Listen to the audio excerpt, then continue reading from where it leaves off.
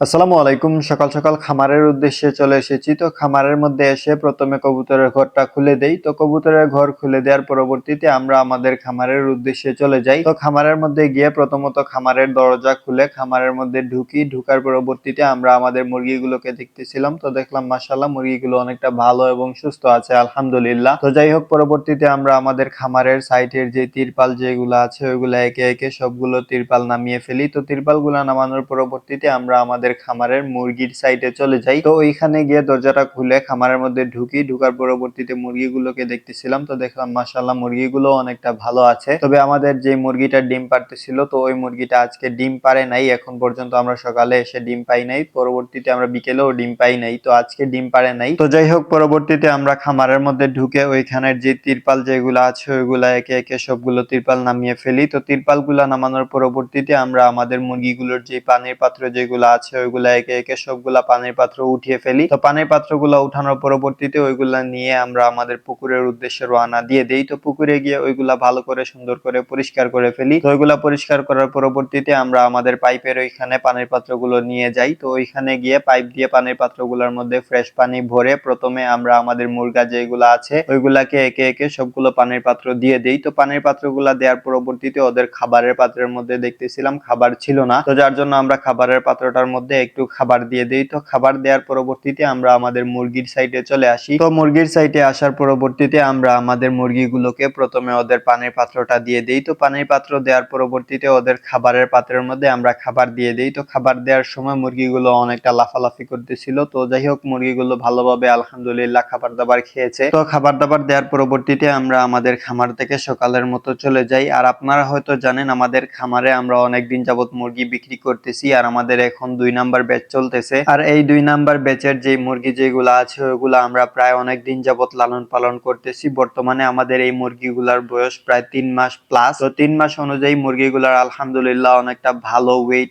এসেছে। প্রায় মুরগি অনেকটা 5 কেজিরও হয়ে গিয়েছে। যেগুলা মুরগা তো ওইগুলার প্রায় 5 কেজি হয়েছে, 5 কেজি প্লাস আছে। তো আমাদের অনেক দিন যাবত আমরা বিক্রি করতেছিলাম। তো আলহামদুলিল্লাহ অবশেষে আমাদের খামারের সবগুলো মুরগি বিক্রি হয়ে গিয়েছে আলহামদুলিল্লাহ। তো এইখানের মধ্যে আমরা কিছু মুরগি এইখান থেকে সরাইছি যেগুলো আমাদের বর্তমানে খামারের মধ্যে ছিল। কয়েকটি মুরগা ছিল। তো এই মুরগাগুলো আমাদের অর্ডার আছে। তো এইগুলো আমরা কিছুদিন পরে ডেলিভারি করব। তো ওইগুলা এখন বর্তমানে আমরা লালন পালন করব ইনশাআল্লাহ। তো যার জন্য আমরা ওই মুরগিগুলাকে আমাদের যে মেইন খামার যেটা আছে ওইটা থেকে নিয়ে গিয়ে আমাদের যে হাঁসের জন্য যে ঘরটা বানিয়েছিলাম তো ওই ঘরের মধ্যে নিয়ে রেখে দিয়েছি। ওই ঘরের মধ্যে আমরা কিছুদিন এই মুরগাগুলাকে আমরা লালন পালন করব ইনশাআল্লাহ, যতদিন না আমাদের এই মুরগাগুলা ডেলিভারি হচ্ছে। তো যাই হোক, এখন আপনারা হয়তো দেখতেছেন আমরা আমাদের পুরাতন খামারটাকে ঝাড়ু দিতেছি এবং আমাদের খামারের মধ্যে কয়েকটি খাবারের বস্তা রাখা আছে। তো এগুলার কারণ হচ্ছে আমরা আমাদের খামারের জন্য আবার নতুন করে মুরগির বাচ্চা অর্ডার দিয়েছি আলহামদুলিল্লাহ। আর আমরা এই মুরগির বাচ্চাগুলো গত বৃহস্পতিবারে অর্ডার দিয়েছি। তো অর্ডার দেওয়ার পরবর্তীতে উনি বলেছেন আমাদের এই বাচ্চাগুলা ডেলিভারি হবে আগামী রবিবারে। তো আজকে যেহেতু শনিবার তো আমাদের খামারে কিছু কাজ বাকি রয়েছিল। তো ওই কাজগুলা ইনশাআল্লাহ আজকে কমপ্লিট করার চেষ্টা করব ইনশাআল্লাহ। যেহেতু আগামী কালকে আমাদের বাচ্চা চলে আসবে, তো বাচ্চা আসার আগে আমাদের এই কাজগুলা কমপ্লিট করতে হবে। তো যার জন্য প্রথমত আমরা আমাদের খামারের নিচের ফ্লোরটা ভালো করে ঝাড়ু দিয়ে দেই। তো ঝাড়ু দেওয়ার পরবর্তীতে আমাদের মুরগিগুলোর যে খাবারের পাত্র এবং পানির পাত্র যেগুলো আছে ওগুলা পরিষ্কার করার বাকি রয়েছিল। তো আমরা কিছুদিন আগে আমাদের পুরাতন খামারটাকে জীবাণুমুক্ত করেছিলাম। খামারটা ভালো করে পরিষ্কার করে ওইখানে আমরা চুন দিয়েও রেখেছিলাম। তো পরবর্তীতে যেহেতু আমাদের অনেকদিন যাবত মুরগি উঠানো হয় নাই তো ঘরটা ওইরকম ভাবেই পড়েছিল। তো যার জন্য আমাদের আজকে তেমন কোনো কাজ করা লাগবে না। তো আজকের কাজগুলো হলো আমাদের মুরগির যে খাবারের পাত্র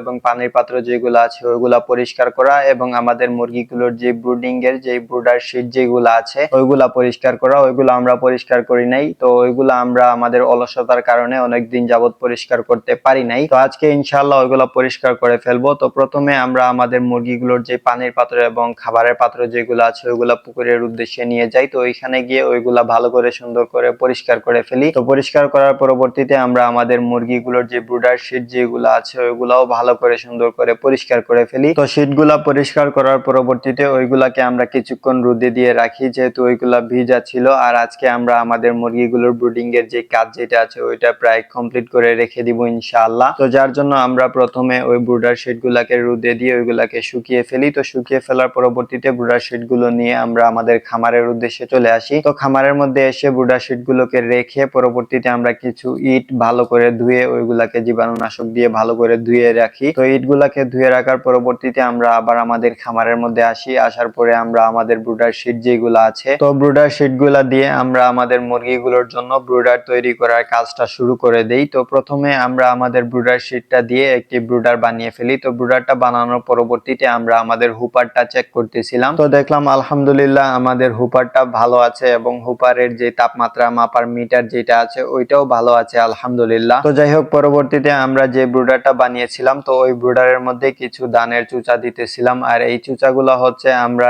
এখন যেহেতু ধানের সিজন, তো ধানের মধ্যে যে ধানের ভিতরে চাল ধরে না, তো ওই ধানটাকে আমরা চুচা বলে থাকি। তো ওই চুচাগুলোকে আমরা আমাদের ব্রুডারের মধ্যে ঢেলে দেওয়ার পরবর্তীতে আমরা আমাদের হাতের সাহায্যে ওই চুচাগুলাকে সম্পূর্ণ ফ্লোরের মধ্যে ভালো করে সুন্দর করে বিছিয়ে দিতেছিলাম। তো বিছিয়ে দেওয়ার পরবর্তীতে আজকের মতো আমাদের কাজগুলো শেষ হয়ে যায়। আর আগামী কালকে যখন আমাদের মুরগি আসবে তখন আমরা ইনশাআল্লাহ চুচার উপরে পেপার দিয়ে পরবর্তীতে আমরা মুরগিগুলাকে ওইখানে ছাড়বো। তো যাই হোক, আজকের ভিডিও আমাদের এতটুকু। আপনারা সবাই আমাদের জন্য দোয়া করবেন, আমাদের খামারের জন্য দোয়া করবেন। আল্লাহ তাআলা যেন আমাদের খামারে এবং আমাদের ব্যবসায় বারাকা দান করেন। আপনারা সবাই দোয়া করবেন। আসসালামু আলাইকুম ওয়া রাহমাতুল্লাহি ওয়া বারাকাতুহু।